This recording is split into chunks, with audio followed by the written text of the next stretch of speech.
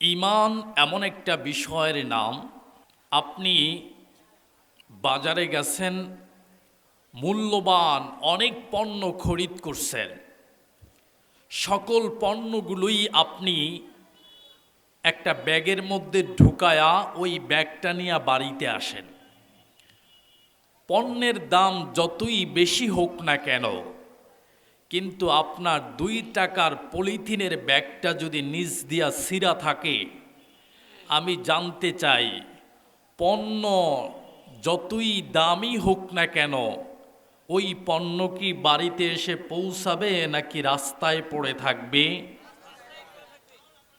ঠিক অনুরূপভাবে আপনার জীবনের তাহাজ্জুদের মতো মূল্যবান ইবাদত, আপনার জীবনের হজের মতো মূল্যবান ইবাদত, আপনার জীবনের জাকাতের মতো মূল্যবান ইবাদত, এই সকল ইবাদতগুলি ঈমান নামক প্যাকেটের মধ্যে সংরক্ষিত থাকবে।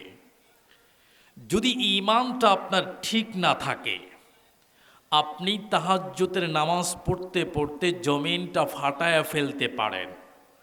আপনি দান খয়রাত করতে করতে করতে করতে আপনার সমস্ত সম্পদকে আপনি বিলীন করে দিতে পারেন, কিন্তু পরকালে এর বিনিময়ে আপনি এক শস্যর দানা পরিমাণ কোনো উপকার পাবেন না। এই জন্য ঈমান হলো আপনার জীবনের সমস্ত ইন টোটাল এভরিথিং ইবাদতগুলো সংরক্ষণ করে রাখার একটা প্যাকেটের নাম, একটা ব্যাগের নাম, একটা ইন্টেনসিভ কেয়ার ইউনিটের নাম। এটার মধ্যে আপনার জীবনের সমস্ত মূল্যবান ইবাদতগুলো সংরক্ষিত থাকবে।